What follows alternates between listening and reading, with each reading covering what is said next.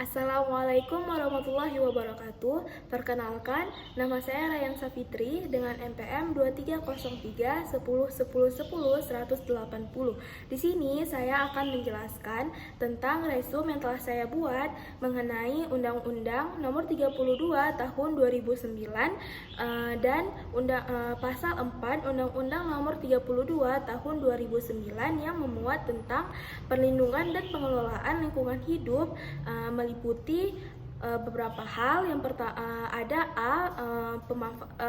perencanaan, B pemanfaatan, dan C pengendalian. Baik, yang pertama kita akan membahas tentang filosofi Undang-Undang Nomor 32 Tahun 2009 tentang perlindungan dan pengelolaan lingkungan hidup. Filosofi dari undang-undang ini memandang dan menghargai arti penting dari hak-hak asasi, di mana hak-hak asasi di sini berarti hak atas lingkungan hidup yang baik dan sehat bagi warga Indonesia. Nah, untuk bisa mewujudkan lingkungan yang baik dan sehat ini sudah tertera di dalam pasal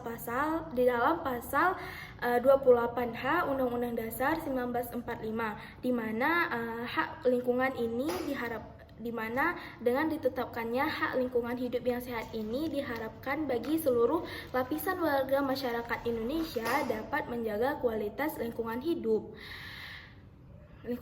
yang baik.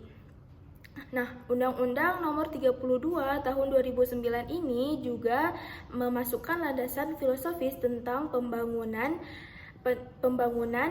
ekonomi nasional. Lalu untuk bisa mewujudkan perlindungan kehidupan lingkungan hidup yang sehat dan baik, maka pemerintah mengeluarkan Undang-Undang Nomor 32 Tahun 2009 yang berisikan tentang perlindungan dan pengelolaan lingkungan hidup. Nah, kita akan membahas tentang pasal 4 undang-undang ini, yang mana di dalam situ meliputi perlindungan dan pengelolaan lingkungan hidup yang meliputi beberapa aspek. Yang saya akan menjelaskan tentang 3 aspek. Yang pertama ada perencanaan. Nah, perencanaan lingkungan hidup merupakan bagian awal dari perlindungan dan pengelolaan lingkungan hidup. Perencanaan dan pengelolaan lingkungan hidup dilaksanakan dengan beberapa tahapan. Yang pertama ada inventarisasi lingkungan. Inventarisasi lingkungan ini tidak hanya dilakukan dalam tingkat nasional, tapi juga dilakukan dalam tingkat pulau atau kepulauan serta wilayah ekoregion. Nah, tujuan dilakukannya inventarisasi lingkungan ini untuk mendapat data dan informasi mengenai sumber daya alam yang meliputi 1. Potensi dan ketersediaan, yang kedua jenis yang dimanfaatkan, yang ketiga bentuk penguasaan, yang keempat ada pengetahuan pengelolaan, yang kelima ada konflik serta penyebab yang timbul akibat pengelolaan. Lalu yang kedua ada penetapan wilayah ekoregion. Ekoregion sendiri adalah wilayah geografis yang memiliki kesamaan iklim, tanah, air, flora, dan fauna asli serta bentuk pola interaksi manusia dengan wilayah dengan alam. Nah, berdasarkan inventarisasi lingkungan ini, menteri beserta instansi terkait melakukan dan menetapkan wilayah ekoregion itu dengan mempertimbangkan beberapa hal. Yang pertama ada karakteristik bentang alam, yang kedua ada daerah aliran sungai, yang ketiga ada iklim, flora dan fauna, sosial budaya, ekonomi, dan kelembagaan masyarakat. Lalu yang ketiga ada penyusunan rencana. Yang ketiga ada penyusunan rencana dan perlindungan pengelolaan lingkungan hidup, atau yang sering kita sebut sebagai RPPLH. Nah, RPPLH sendiri adalah rencana tertulis yang memuat potensi-potensi kerusakan atau potensi-potensi masalah lingkungan hidup serta upaya pemulihan dan penanggulangannya.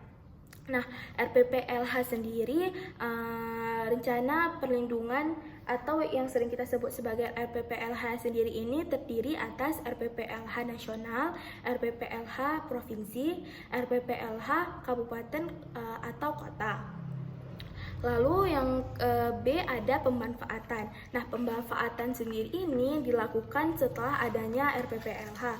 Namun, jika RPPLH yang disebutkan belum tersusun, maka pemanfaatan ini dilihat dari daya dukung dan daya tampung lingkungan hidup dengan mempertimbangkan beberapa hal.